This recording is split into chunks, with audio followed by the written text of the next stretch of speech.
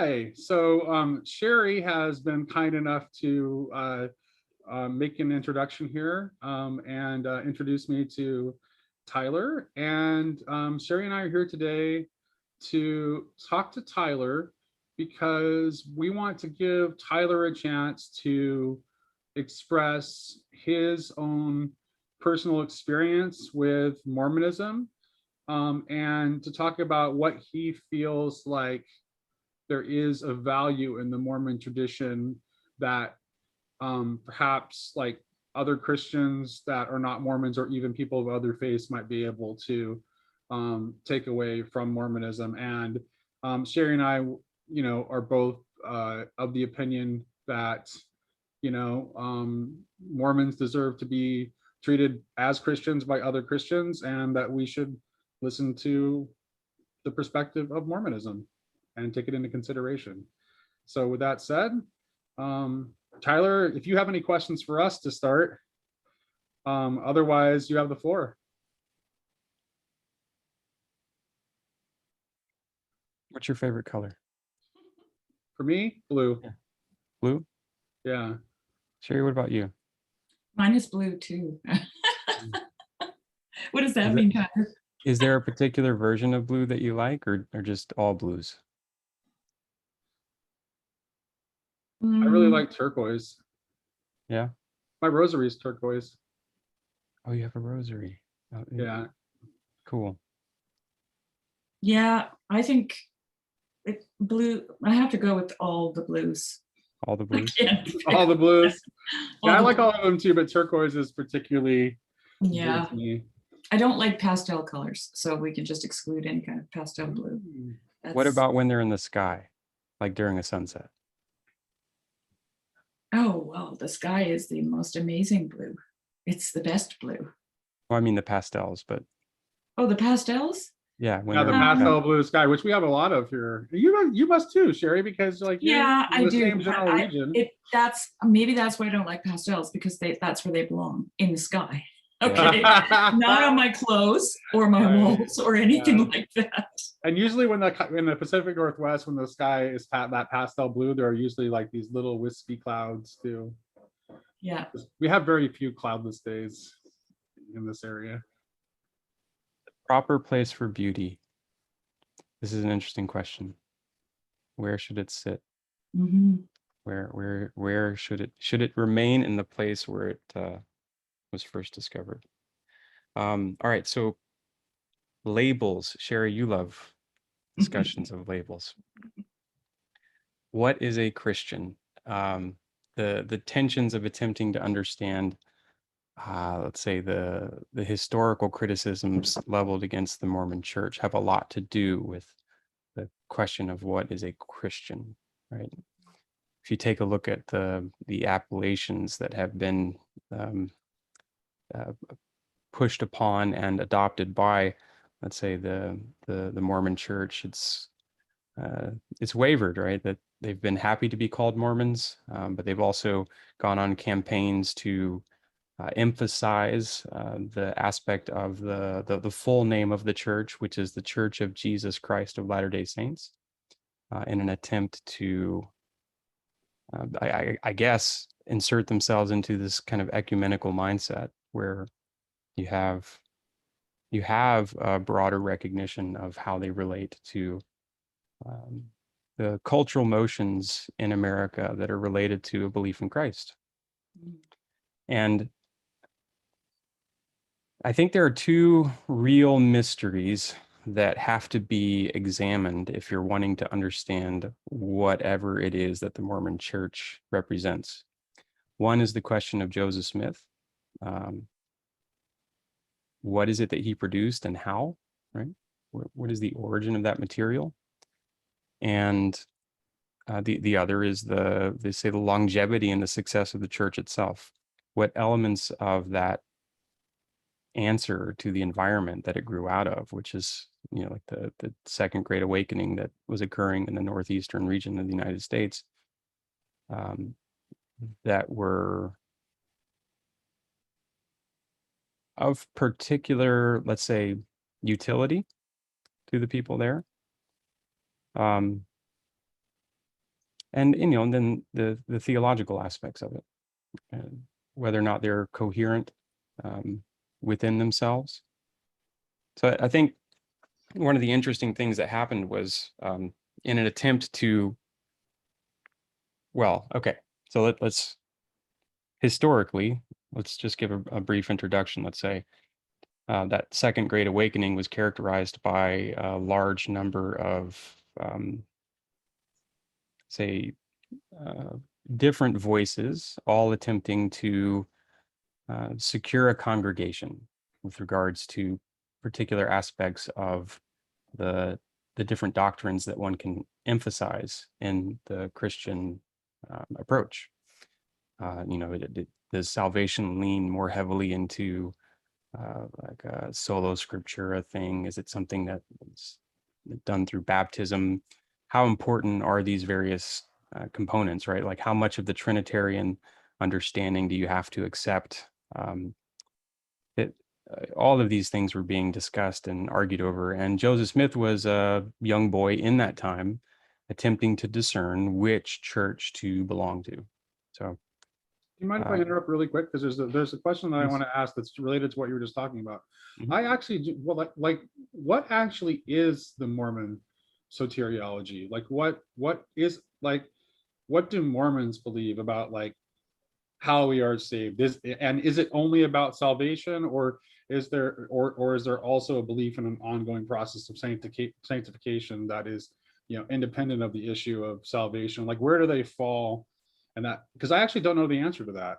Yeah, I don't either. well, is there an answer to it? And maybe this is related to the questions of labels and the value of them and what they imply, right? What are the implicit and explicit qualities of a label?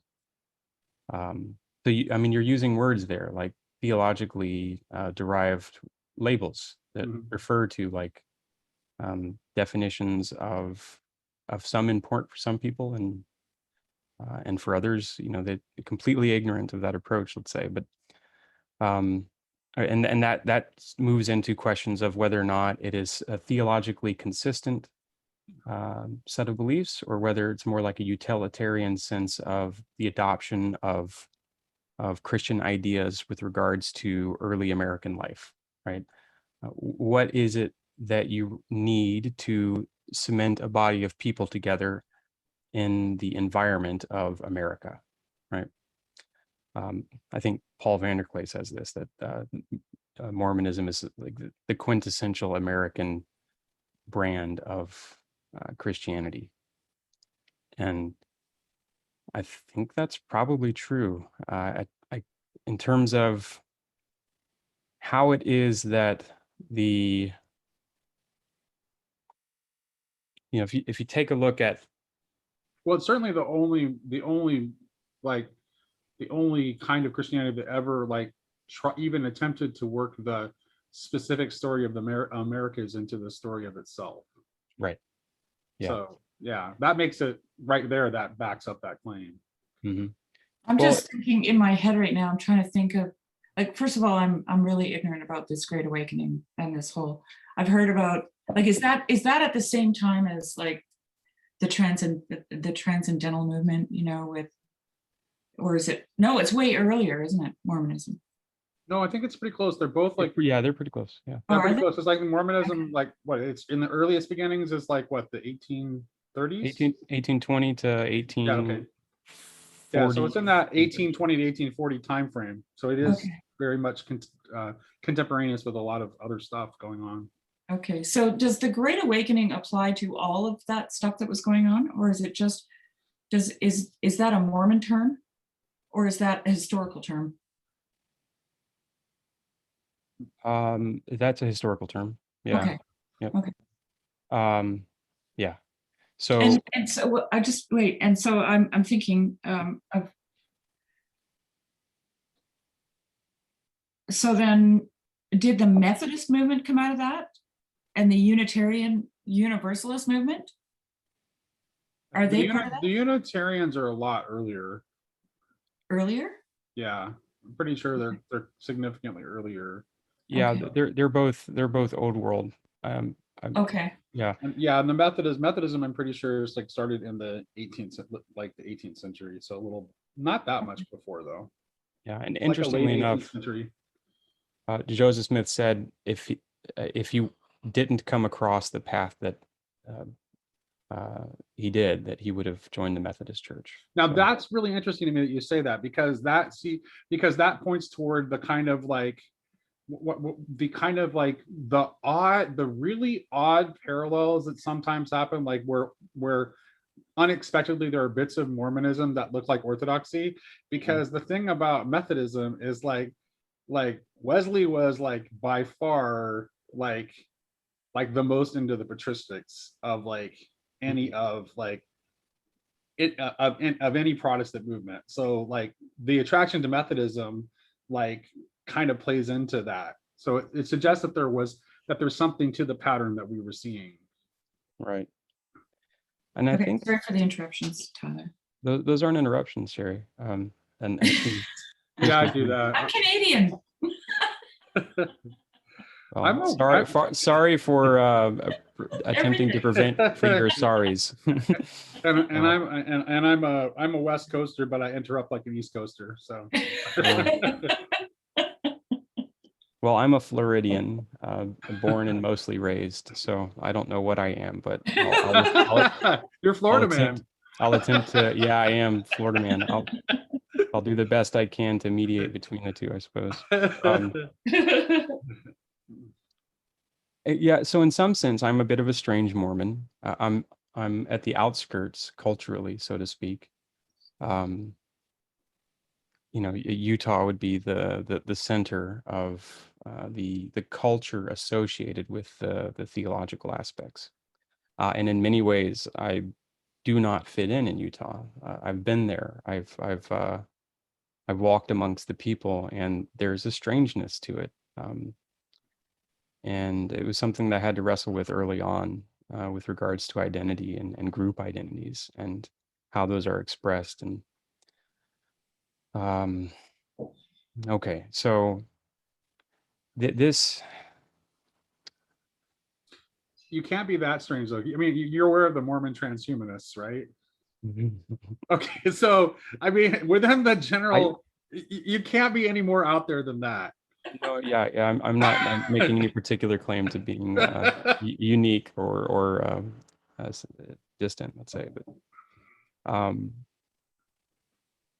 and okay, so questions of labels, like how in fact do you identify a thing, right? What is a dog, right? Is a dog a wolf? Is a dog a pug?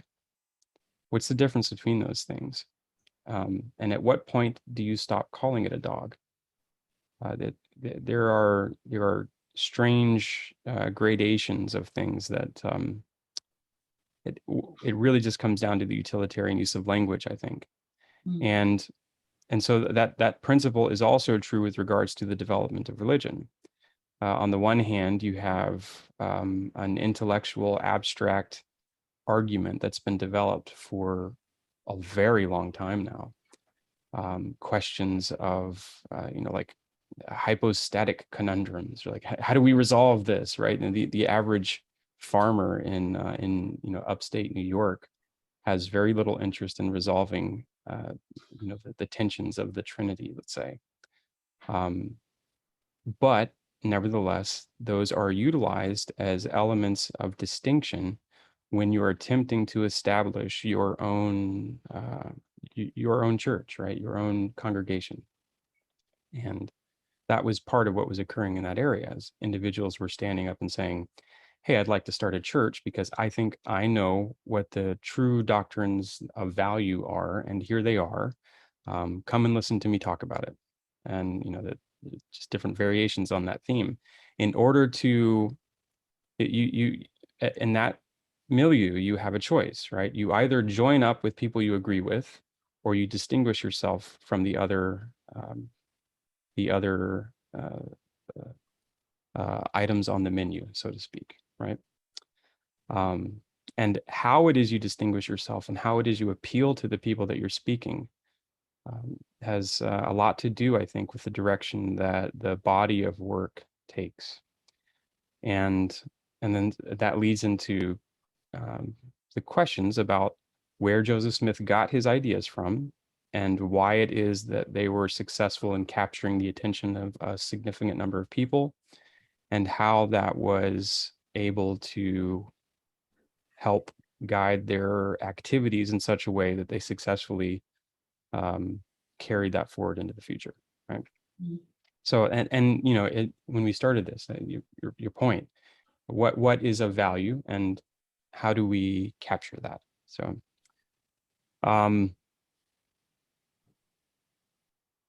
okay, so what is this soteriology? This is, of course, argued over in the church itself, just like all of them. And I would say that, you know, one of the more salient features, of course, and the reason for why Paul gives it the quintessential character is it has to do with, I'd say, the emphasis of the individual working out their own salvation with fear and trembling before the Lord, but also of necessity adhering to certain doctrines and practices that I think probably best characterizes something like maintaining proper authority. So I was having this conversation today. In fact, I think much of all of what we're wrestling with regards to politics and religion has to do with questions of authority. Who has authority over others? And where is that derived? And how is it maintained? So the Mormons believe in a priesthood. It's a lay clergy, though. And so it's a little bit different than I'd say some of the other older variations, but they believe in kind of theosis, right? That was the joke we were making at the start. Yeah. In fact, it gets pretty heretical in some sense. Like this is the kind of stuff that people really, I think, move them towards this idea of calling Mormons non-Christians, let's say, because there was a speech that Joseph Smith gave once where he said something like, what God is, man may become, and what man is now, God once was. Now that last part is the part that really gets people. Right. But the first part isn't that different from anything that you can find any number of Orthodox church fathers saying. Right, but you know, so from Joseph Smith's point of view, he seemed to endeavor to approach all of these theological questions with a common sense, rational point of view. So if it is the case that we can become God, why isn't it the case that that process hasn't occurred already and isn't always already occurring, right? And what do we really mean by theosis? Now, I don't know if I don't know to what degree that principle may titillate the mind with regards to heresies, but I have something to say, because I'm just going to ask Nate. Was it in the Apocalypse of St. John that we ran into something like that with Emil Book about the last part of Joseph Smith's statement there? No, I didn't. I don't remember anything quite like that. Yeah, I'm trying to remember. There's no like that. Or Douglas Harding. As far as I know, that idea that like God has gone through like the similar like, for lack of a better word, evolutionary process, because that's what it kind of feels like, right? It's like an evolutionary process. That seems to be. I'm not. That seems to be, to me, to be unique to Mormonism, and of course, like from a logical standpoint, well, in fact, I'm always hear it that way, actually. I didn't hear it an evolutionary process. The classical theist, as you know, I'm always like doing this dance where I'm trying to make classical theism be in dialogue with process theology, because I think there's something of value in both positions. So as you well know, Shari, you've watched me try to like wrestle with these two parts of Which is fair, my I own think you should. thought. Yeah, I think it's possible, and I'm going to keep trying, because I think there is something the process theology has, just like I think there must be something that Mormonism, and I think actually kind of, to me, Mormonism seems like it's like the first, I think Mormonism is like the first process theology, but it's like the most hardcore process theology, because for Mormonism, even like the ultimate like God is also like, there's not like, is also been subject to that same sort of process. Like that's how God became God, right? So but the classical theist part of my brain wants to say like, okay, but you haven't solved the problem of why anything exists, because you can just have an infinite regress of deities. So it's like has to, so then the sort of like the atheist question, like, well, what created God, becomes a legitimate question. I'm not here to, I don't want to, No. that's not what we're here for tonight, though. I don't want to get into that. Let's just kind of leave that. Like that is an interesting part of Mormonism. I would say process theology is kind of like, it's kind of the a little bit of the friend of Mormonism on that score, though, because process theology kind of like does a good job of like trying to dispute the logic of the infinite regress itself. Yeah. So see, that this is the thing, like what is logic? What is it to be what is it now to I be know why you like McGilchrist. Go ahead. What is it to be convinced? You know, I love William Craig. I love listening to that man. Dive into it. And you know, systematic theology and getting down to the bedrock of things, and being satisfied, ultimately being convinced by this notion of an unmoved mover, right? Like following the lines of Aquinas, or you know, like right. Getting to that point. I myself, growing up, when I would sit in my bed late at night and wonder what it is to live forever, and you know, wonder what it is to, you know, to question where all this came from, and how far back does it go, and how far forward does it go. I was never satisfied with this notion of the unmoved mover. Like it didn't convince me. I'm not satisfied by it. The only thing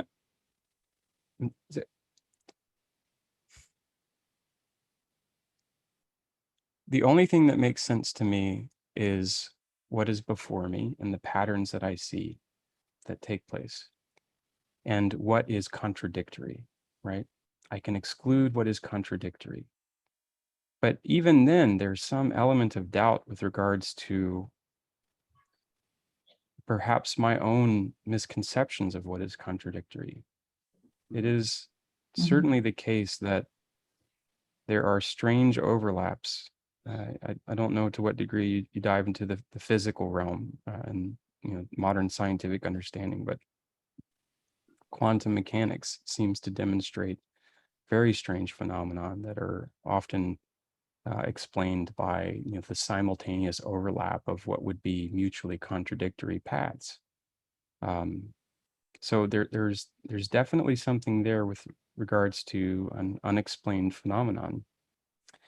But you know, just personally, the idea of accepting theosis, in other words, accepting that I can move into some future state which is divine, and that I came from a state which was divine or created by divinity, makes it's more readily accepted if I also accept that that has already occurred, right? It's been demonstrated, so to speak. And that produces closure. It closes the loop. To me, it seems eternity is best described by a circle, by a loop, that which. So what you're saying is that what that Mormon theology, let me see if I can understand you. Let me kind of translate it into, let me translate this into kind of the language that I would use, and see if this makes sense to you. So what you're saying is that, so what the Mormon Oh, we're going the perspective- Kathy Newman route. Okay. No, I'm not. No, I certainly hope not. That's I a joke. certainly hope I'm not doing that at all. I really want to see if I understand you. So I'm going to use different language to He's try gonna and, steal man. yeah, I Yeah, really yeah. am trying to, I really am trying to steal I man. really am kidding. I'm sorry. I didn't mean to Yeah, interrupt. no problem. Okay, so it's like, so what I'm seeing here is that, like, what is ground for you is this God as person is ground, because that, when I hear you saying something like you want to see a likeness, right? You want to see that you want to actually see something that it looks like you actually could be the icon of, like the scriptures say that you are. Right. And It if seems and more like consistent. right, and something like the unmoved mover just doesn't, it's lacking that, it doesn't feel like that, right? So it's like, sure, it's like the logic behind it might be great, but it doesn't, if there's nothing for you to connect with there, is that a fair way of putting it? Yeah, and these additional elements seem to take it from the logical consistency and move it forward into the further consistency of the patterns that are taking place here and now. And parents have children, and children grow up to be like their parents. And if we are children of God, right? So you have to disassociate yourself from these analogical statements if you want to get to a place where that isn't the case. So it always seemed intuitively correct to me, and that no amount of calling it a heresy would it could prevent me from examining that as a real possibility. Because you were seeing the wholeness of it without needing to understand, like, right. I had no sense that I had to meet the requirements of some other person's theology or requirement that I confess. You felt that what you believed was helping you be let's say transformed or conformed to the pattern of the being of Christ, shall we say? Correct. Is that, yeah? See, to me that means you're a Christian, because like, and I know Shari is going to agree with me, because that's my definition of a Christian. Yeah. Are you at least attempting to be conformed or transformed to the image of Christ? Yes or no? If the answer to that question is yes, then you're a Christian. And I don't really care what your propositional beliefs are at all. Right. Like that's, and here's the other thing. I will even say this: different sets of beliefs will be helpful to different people in the process of obtaining that existential Christianity that is like the goal that we should all be able to agree about. Yeah. Right. Okay. And we're on the same page. Keep going. Yeah. Well, I mean, I see this play out at so many different fractal levels too. There's a singular code that produces and differentiates into all of the separate organs in my body. There's a singular underlying code which also does the same for belief systems, right? And we selectively turn on and off these different concepts, let's say, in order to act out a certain function in the world with regards to our environment and the people around us. And that environment is comprised not only of the physical instantiations of what is, but these mental conceptions of what we think is or may be. Mm-hmm. So, I do see it as coherent with the pattern of being, and that Christ is a necessary, the necessary place at which all of it, both the vertical and the horizontal, meet. Right? Yeah, absolutely. One of the things that Shari and Michael and I have been talking about in our discussions about the apocalypse of St. John is like about like the need to like not be so bound up with like whatever the propositional belief commitments that you have at any given moment are, that you are not open to the apocalypse that is within the potential of every given moment, if you're actually open to what God is showing you right now. Like if you've closed yourself off from that, you will be missing out.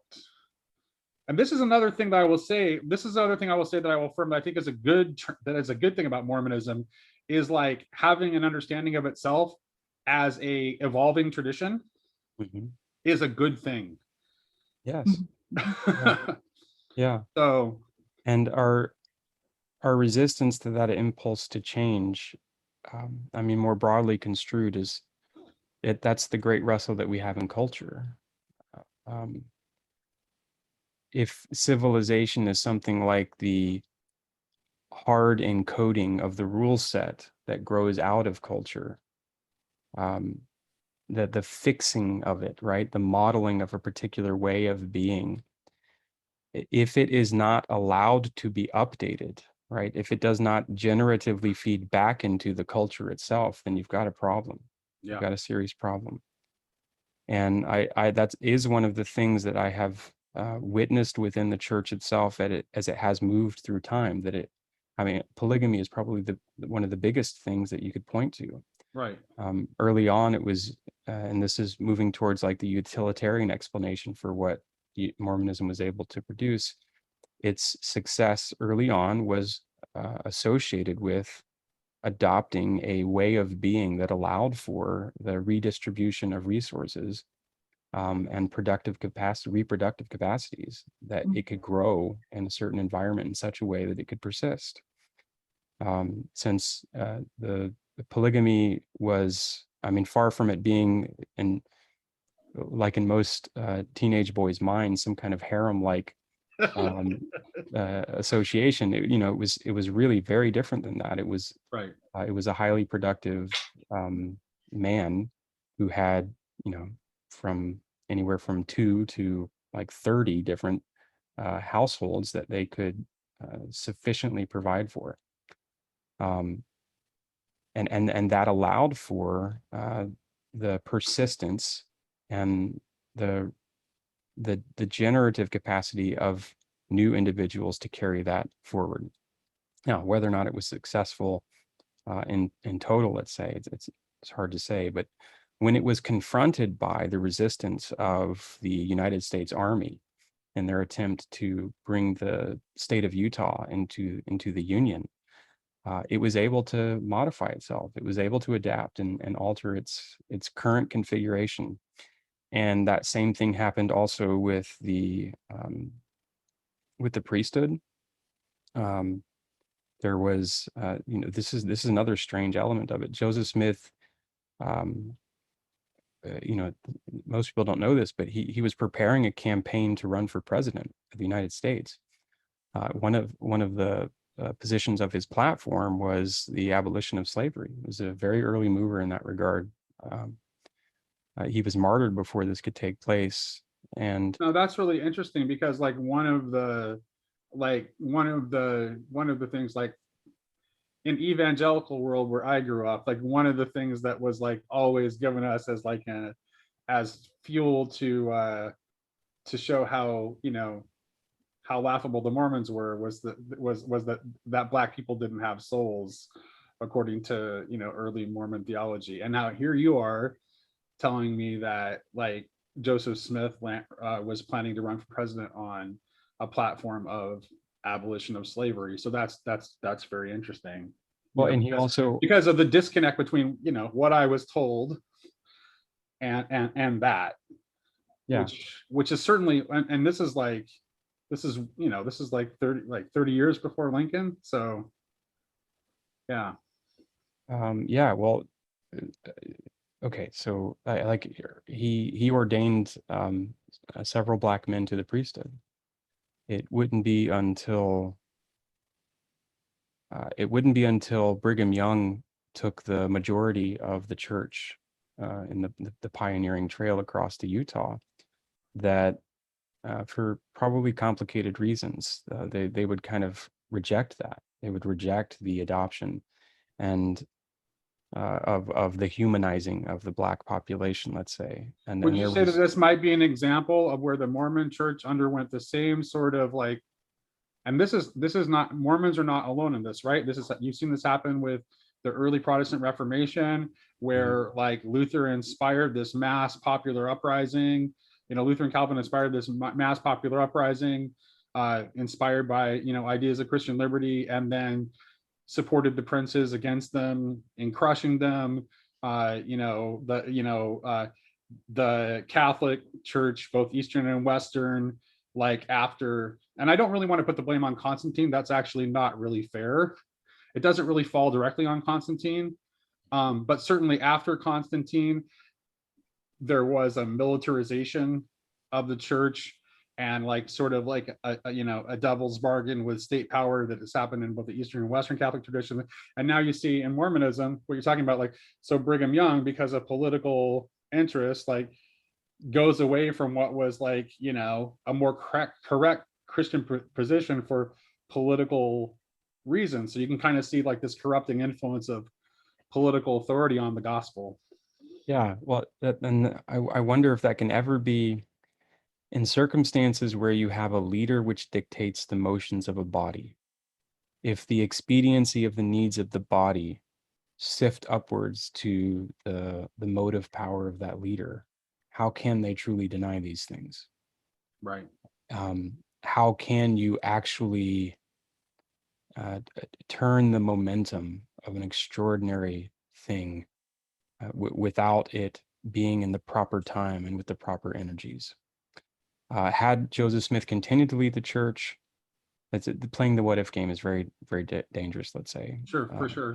Especially because I do think that his martyrdom, well, okay, so if all of this is God's will, let's say, because how could it be otherwise? Although this has some, how could it be otherwise in the final analysis, right? In the immediate term, perhaps there's some fallen quality to us whereby we carve out some independent free will within his ultimate design, but ultimately it seems to always be folded back into that which must be. So if that is the case, then Joseph Smith also was beginning to militarize because of the persecutions. There were heavy persecutions on the church. They represented an extraordinary voting bloc, and so everywhere they moved, there was extreme political pressure. And there's an abundant history of persecution and violent persecution everywhere they moved, and that is the pressure that drove them out to Utah. And in fact, most people are not aware, but there was an extermination order on the books in Missouri up until the late 70s, where it was it was legal. I think the governor's name was Boggs. It was illegal to murder a Mormon, right? If they, yeah. So that kind of pressure is what lent itself to the establishing of what they had hoped to call a new Zion. And what is that? And what is the passing of a law like that in a so-called Christian nation like have to say too? Like, right? I mean, it's like there's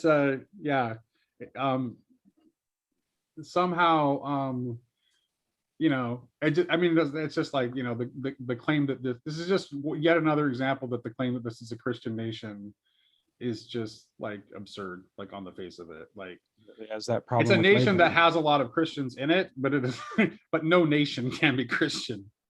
Yeah, exactly. I think, well, no nation as conceived. It's always the trouble with labels. Yes. And because we are so accustomed to coercion, just the long history of all of these nation states being associated with the arms of military and police force, which of necessity describe the boundaries of acceptable behavior. So in an effort to respond to that, Joseph Smith was beginning to raise an army, right? He did, in fact, raise an army to rescue various small colonies, satellite colonies that were attempting to make their way to the growing populace in the states as they kind of moved west, seeking escape from it. And I do think that, and this is where I begin to encroach on heretical statements within the context of Mormonism itself. I do think he was making mistakes. I think he just started to separate himself from the will of God. And in that sense, God's plan allowed for the passing on of the authority, let's say. And I think that's just a pattern that continues to take place. Mhm. That yeah, well, maybe I don't need to go down that path, but okay. So so he died, and they moved out to Utah, and so this is okay, right? So Joseph Smith also intended to implement a very early form of socialism. Now, this is not entirely unique. You No. certainly see a lot of this Especially happening. in that era, there was a lot of, this is actually like an era where Christian socialism is really, really starting to, like before Marx, it's worth pointing out, like Christian Exactly. socialism was a thing before Marx and is very different from Marxist socialism. Yep. And I know that like that might be hard for like modern Americans to wrap their head around, but there is an older tradition of Christian socialism that has absolutely nothing to do with Marxism and operates on totally different principles. But that said, please continue. Well, I think that's one of the gems that you can mine from, whatever it is that Mormons were attempting to accomplish, because not only did they attempt to instantiate it, but they failed, right? And one of the questions I have is, why did they fail, and what are the necessary and sufficient conditions for which you can bring about what is an incredibly persistent ideal. It just somehow it's perennial, that there are these utopic visions that enter into the minds of both the common people and the intellectual mind. And I think there's a pretty obvious reason why it keeps recurring to us, and that is that ultimately nothing belongs to us. We're fully contingent.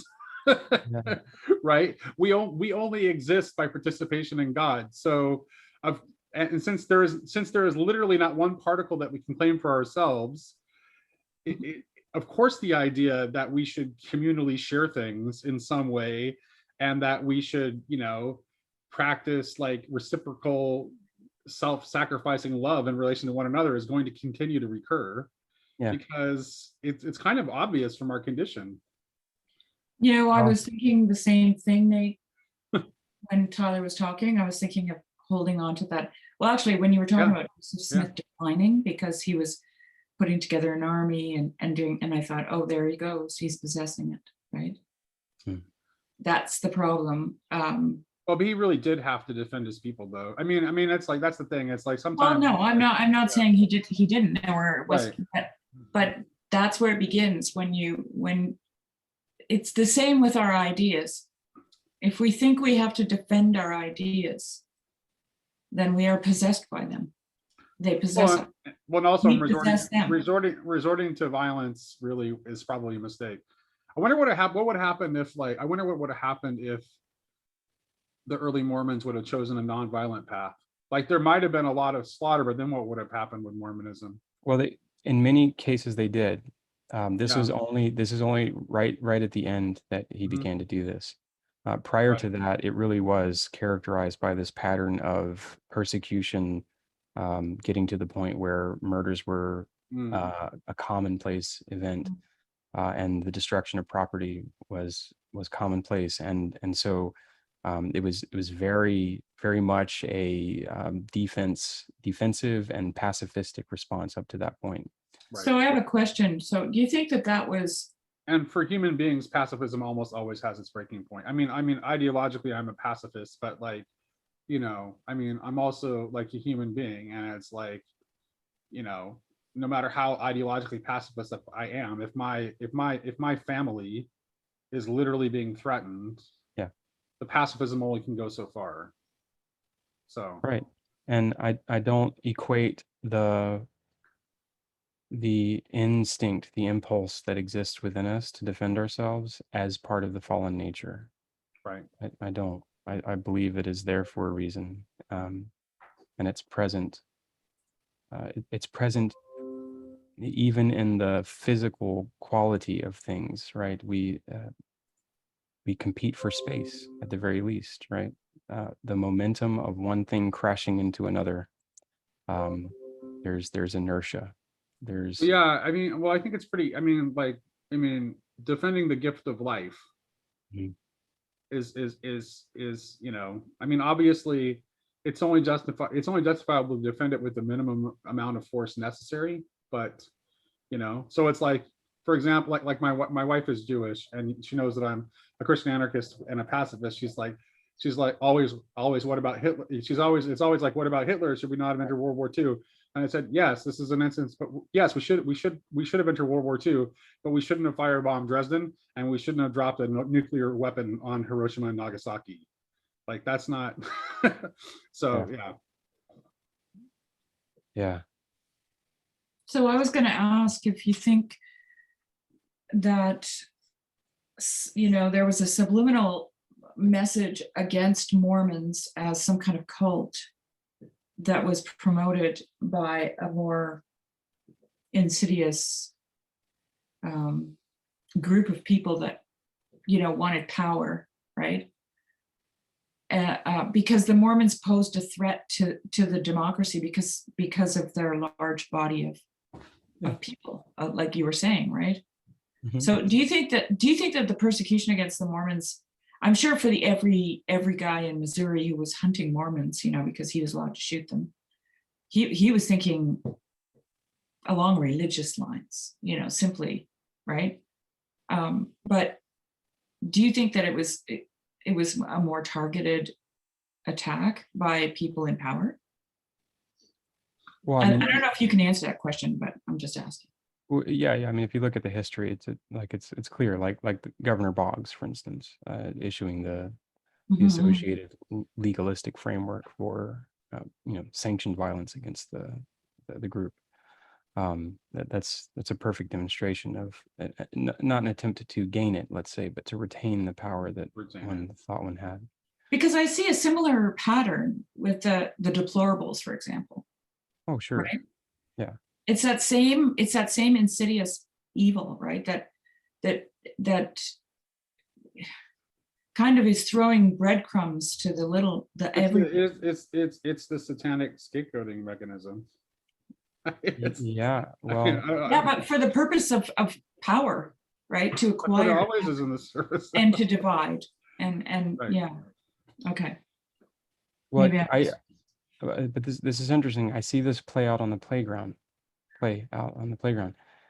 Children do this. Right. They don't need to be coached. There's something in us that is really deep and old. Now, is this something that is programmed into us by biology, or is it more like a kind of Rupert Sheldrakean morphogenetic resonance that the I vote for patterns? I vote for Rupert. Yeah. I would just say that, like, it's In the air, man. that mimetic rivalry is just like built into human Yeah, but culture. what about people who aren't like that? I'm not like that. I've never been racist.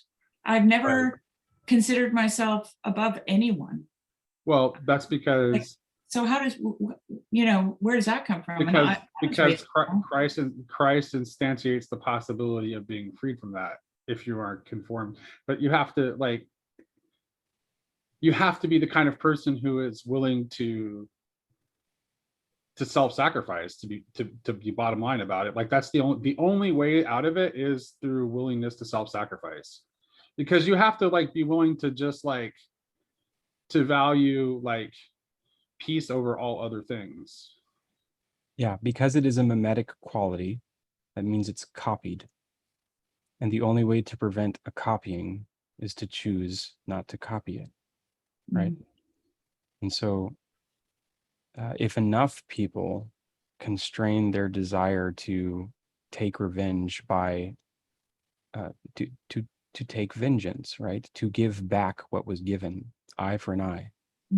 If enough people stop doing that, by mimetic copying, more and more people stop doing that. Yeah. Right. Yeah. And right. So that's essentially Christ gives us a new mimetic pattern. Yeah. Like, but like that's kind of like that is Gerard's point, is that like that Christ unveils the founding violence behind the mimetic cycle. Yep. And makes it possible to see another way. Right. So and if you've ever been confronted by this question, this deep question of being harmed by another, and feeling within you the impulse to harm them back, surely you felt that, Shari, at the very least, right? To be the impulse to harm somebody? Because they harmed you. Harm them back because they harmed you? No, actually, no. And I'm being absolutely honest here, okay? Like, okay. I stood several times as a teenager and said, I will not fight with you. People that decided to fight me for whatever stupid reasons. I just always saw it as very illogical, and it doesn't lead to anything good. And we can talk, I would say we can talk about this, right? Like, what is your problem? And the other person was always in a rage, right? You weren't able to talk to them. Like, all they wanted to do was wring your neck. And I stood there and let them do it. I never raised a finger on multiple occasions because I couldn't find a reason within me to do that to anyone. I could not. So Shari, you're a much better person than I am. In my younger days, I used to start fights just for fun because I enjoyed fighting. I did one time when I was in high school, like I did let a classmate kind of throw me up against the locker and punch me a couple times without fighting back, but only because I'd been really mean to him. And I knew I kind of had it coming, so I felt a little bit guilty. And the other thing is I saw like a teacher 15 feet away, so I knew it wasn't going to last long. And I was on my way to a state debate tournament, so I was just like, but that's certainly never been a consistent pattern that I've been able to. I'm hoping now that I'm older and wiser. I mean, that's certainly what that's the place that I'm trying. That's what I'm trying to be conformed to be transformed to, but it's not something that I've been able to consistently do. I mean, I did attack a boy who beat up my 6-year-old brother, and he was like 10. Right. But I didn't hurt him. Right. I grabbed him around the neck and I put him on the ground and told him that he can't do that to little children. What is he thinking? Right. I had to arrest. That's the kind of minimal use of force in defense of another that even the most staunch pacifist is going to have. Well, I've hunted him down, actually. It was absolutely. Okay. All right.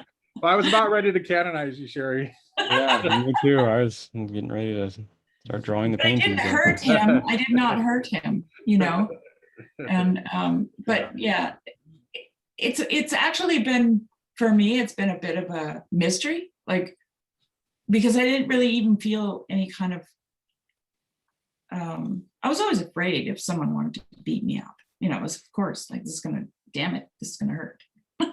Would you characterize any of your known immediate ancestors as also having that capacity? So your mother or your father or your grandparents? Absolutely not. Yeah, that's interesting. No, I was, well, yeah, don't need to bring it up in this conversation, but you could watch my Randos conversation with Cal. Mm-hmm. Yeah. So where does that come from, right? That was kind of the point that I was, what it represents is a new response, right? It's different. It's an introduction. It's a revelatory phenomenon. It's an introduction of new ways of responding. And the system of justifications, or the spirit that moves within you that causes you to believe that is the way to do it. That's the spirit of Christ. And I think it's intended to be, and also Christ was preaching a gospel of the kingdom. Not only is that is supposed to be the spirit of, that is supposed to be the new spirit of the new social order that Christ is instantiating as a possibility. this is why I'm a Christian anarchist. Like that's, I can't not see that. Well, right. So labels again. What does it mean to be a Christian anarchist? Yeah, Well, I said something the other day in our conversation, Nate, that really impressed me. I watched it over again. I was like, geez, that was good. Let's hear it, Shari. Lay it on us. I said, if you love your enemies, you have no enemies. You can't. Right, because in the Right? act of When loving you them, love somebody, they are no longer they're no your, longer your they enemies. they become your brother or your sister, right? And this is actually how I always, I remember standing in front of this monstrous girl, like she was just like 6 feet tall and just massive. But And see, that's the thing. But brother She or was gonna beat sister, me up, brother- and I remember thinking, no, Beth, like you're my sister, right? Like, yeah. But that's it though. don't do this thing. Like you don't even want to. You don't even know what yeah. You don't have any enemies when you love them. So, and it sounds, like it's quite profound, I think. And if you have only brothers and sisters, then there's no need for citizens or comrades or any other like Just a term of art as like, just a referee. Brothers and sisters can fight. But no, yeah. Well, if that's it's the same idea of when Jesus, the example I used with Colton, which he wanted to be dismissive of the adulterous woman, right?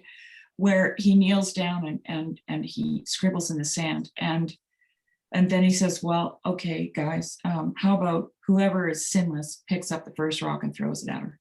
How about that? And I thought about that. I wrote a poem about it actually. And what he's doing there is he's making them all the same. They're all the same. They're the same as her, right? They're all the same. Which is making them aware of like that's really like making them aware of like their own, like not just frailty, but like their own like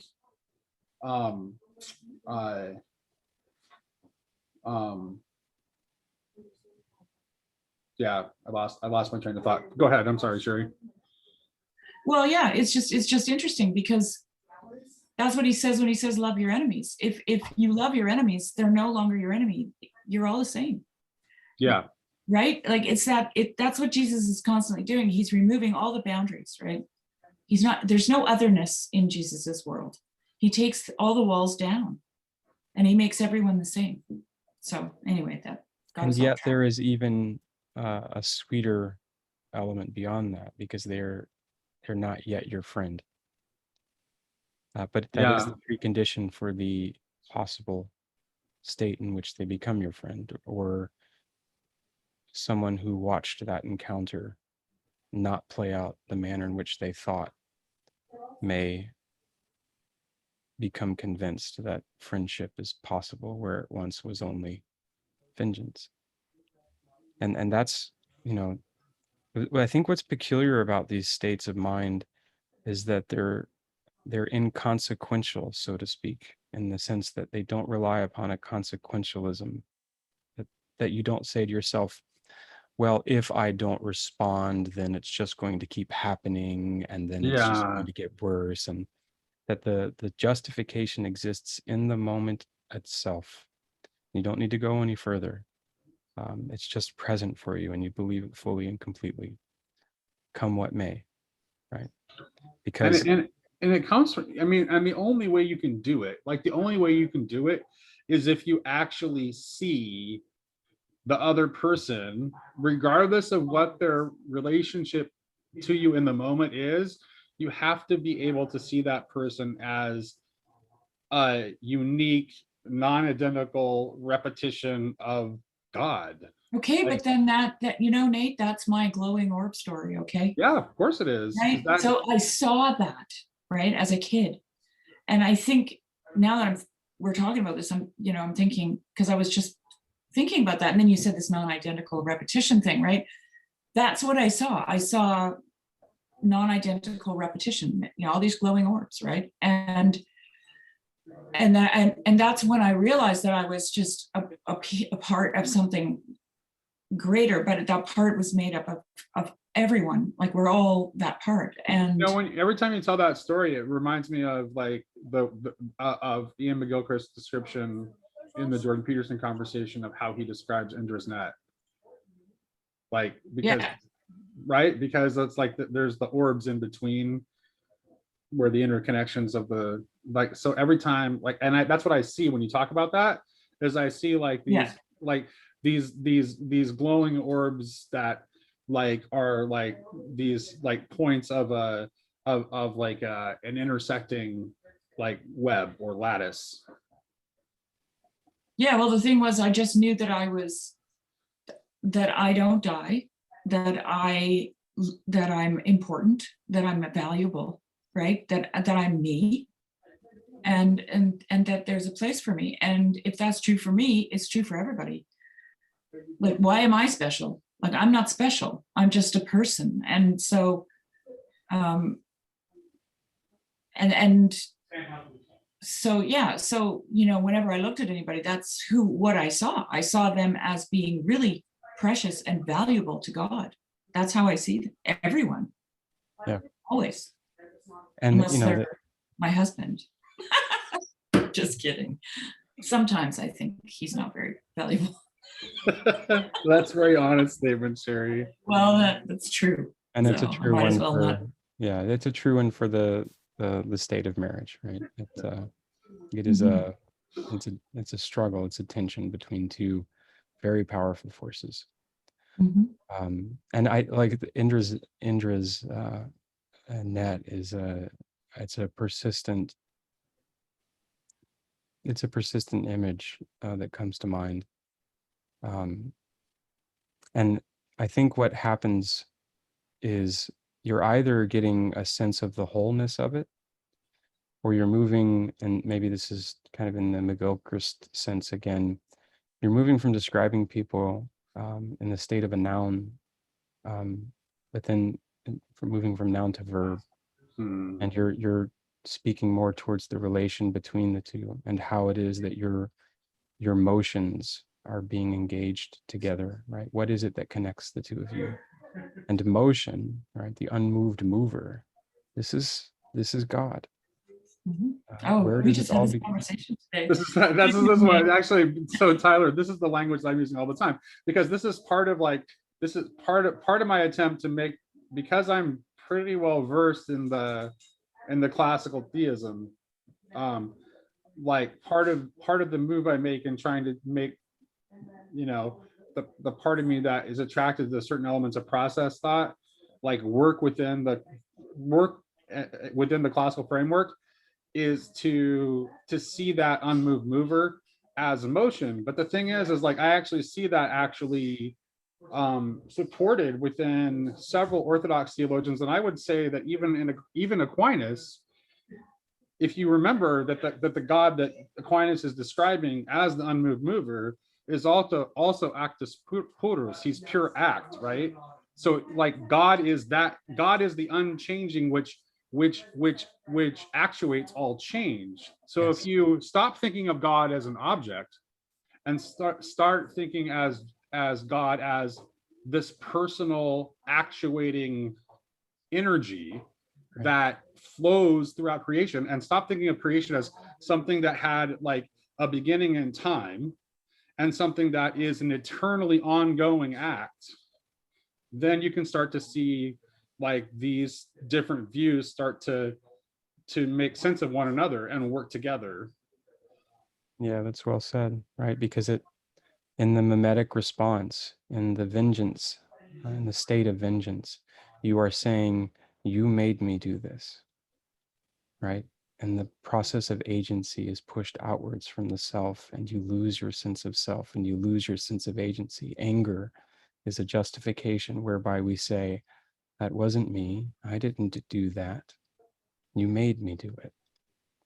But to disrupt that process and insert yourself truly, fully, and completely into it and say, no, I will not do that.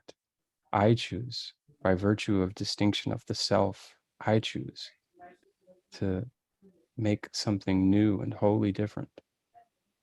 That I don't know if there's anything sweeter in the presence of suffering to voluntarily adopt that and to generate something which is in and of itself related to the self.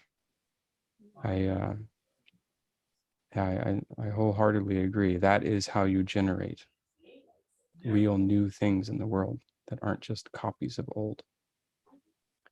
So I think that also kind of shows like this is something I've been talking about quite often lately, like that like creation and love are like linked. mhm. Like they just are. Like there's like, and they're both, which is why like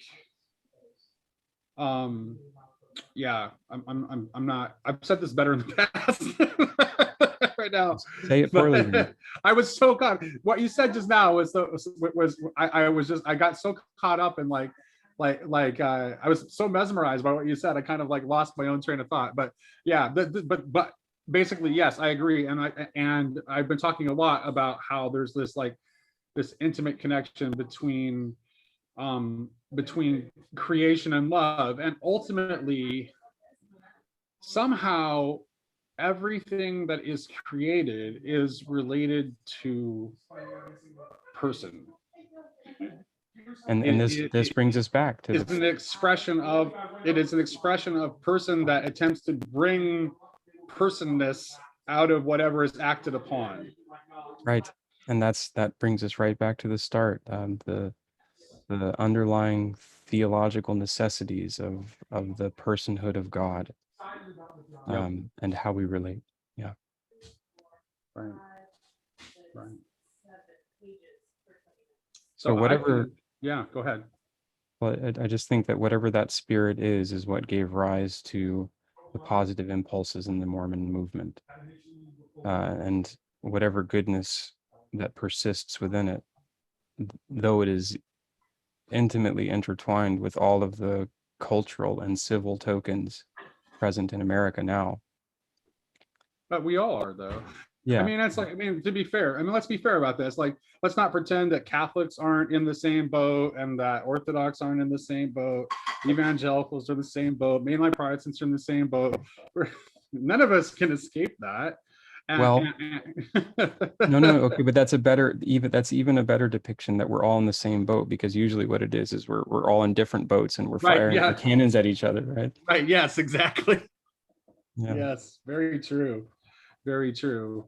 And if we could just get to that point, and I think the individuals that do get to that point are individuals distinct and separate from their identity within the institutions themselves. Yeah. And that's also the spirit of Christ. It's the reformative quality of what it is to look deeper into the essence of all the rules that we construct to modify the world around us and our own behavior such that we comport to some way of being. And that's what it was for Christ to say, on this hang all the law and the prophets, right? Love. Yeah, that's it. Yeah. Amen. Yeah, that's it. That's great. I think that for me is like the perfect note to end on, because I think to me that's exactly, I couldn't have hoped for a better intersection, because to me the things that we were talking about like toward the end of the conversation there, like those are the things that like all of us like who desire to call ourselves Christians, because let's face it, I always say process theology is at least half right. We are in a state of becoming. So we are we are hoping to become Christians. You know, we want to become transformed, to become conformed to the image of Christ. We all have the desire, but very few of us, you know, Well, have arrived. Will you allow me to restate that just a for bit? sure, absolutely, go for it. I'm hoping not to call myself a Christian. I'm hoping to be recognized as such. That's better. And Mhm. that better. necessitates that another can recognize it too. Amen. And then whatever is true within each of us is no longer an adornment. It's not a label, but a process. So That's here we are at the end of things, right? And we're coming to the full and final revelation of the story of this world. And you know, it's full of grief and misery, and it's full of strife and struggle, but it is every bit of it also full of love. And here we are. Thank you, Tyler. You know, I watched a conversation with Tammy Peterson today. And she said at one point, God gives us lessons to learn from. And sometimes those lessons kill us. And I thought, wow, that is, you know, that is a woman who is knowing God. Because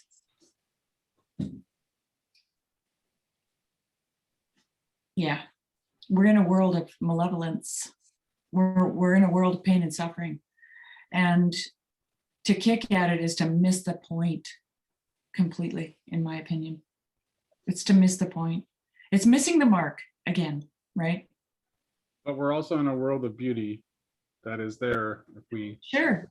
But I mean, we were just talking about, you know, division in the church and persecution of Mormons and political power, and but that's all the more reason why we need to strive to see the beauty, right? Like this is why we need to strive to see the beauty, because if we're focused on seeing the beauty, then it will be hard for us to bring that, you know, we most need to try to see the beauty in one another.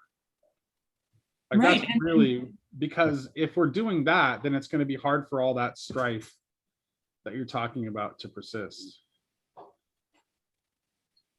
Yeah. So. Well, I think it's only in the strife that you see the beauty. So. Well, you know, Shari, we were talking about the divine feminine, and maybe we can have a future conversation about this. Sure. But the labor, the ugliness of birth, sometimes the death. Yeah. That's part of it. That which brings into being is, I think, of necessity a giving up of ourself, and that language is it's replete within the New Testament, the dying of the old man or the old woman, and the raising up of the new. Well, you don't get to hold that baby in your arms and suckle it at your breast until you suffer. Yeah. That's just the way it is.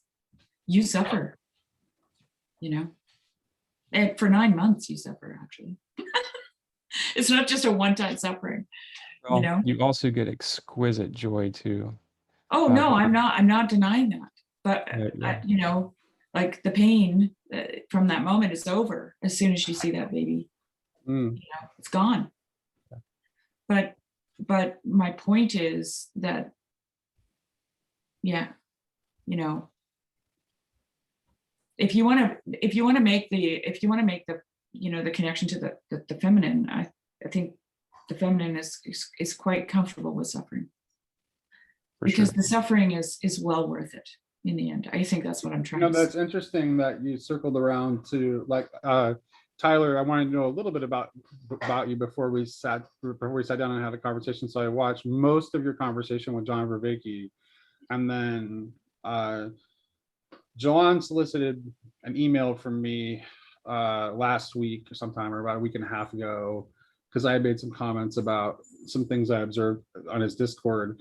And like my last sentence in that email was that, like, what we need to do is to attempt to create a feminine space that is a womb in which the image of the Son of God can be born within us, like, so that we need to we need as much to imitate Mary as we imitate Christ, Mhm. Well said. because we have to give place for that to be born within us. And if I may say, that is taking place. It's taking place